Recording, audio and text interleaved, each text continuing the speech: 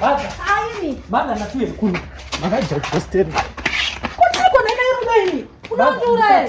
Ndati nhasi ndopedza. Asi kushamisa mwana wehanzvadzi yenyu arwere mwana wangu.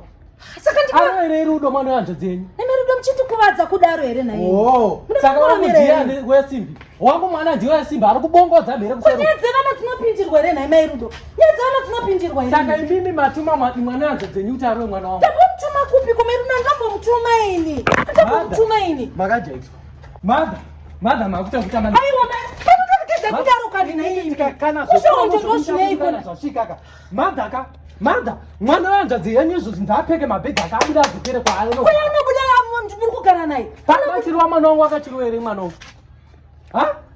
Akachirwa here mwana wangu mwana wenyu mimi. Nemerudo munobva mapindira nyaya dzevana kuda muchindikuvadza zvimandikuva. Nyaya dzevana dzinonzwaro here naye Merudo.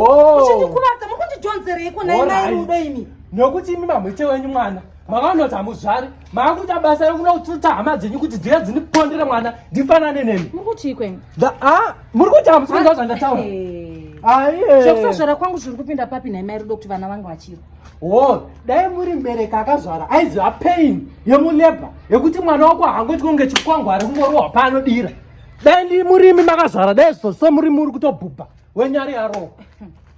Enda mune utsinyi imhosva yekuti hamuna kuzvara. Merudo mwana wehanzvadzi yangu yauya kuholiday vana vorwa. Handiti wenyu Rudo nemwana wehanzvadzi yangu vorwa yoita mhosva.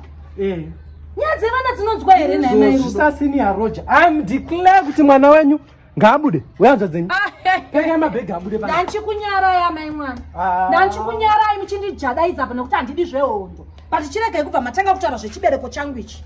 Regedzai kubva matanga kutaura zvokuti handina mwana inini. Haisi mhosva Merudo kusaita pamuviri. Every time munogara muchindimoka inini nekusabata kwangu mwana inini. Imhosva here. Imhosva anatete wenyu wakumbokuchengetereko pano. Vachiri kude hama dzemurume wako dzichiri kukuchengetere pano kana uri ngomwa. Manje miraoni. Ndikangokabata kamwana kahanzvadzi kako da ukavhara ukatogara mumba inside ngaangobuda. Munongoda zvehondo chete. Isi masaladi isu hatitongwe netsvina idzi. Rubbish.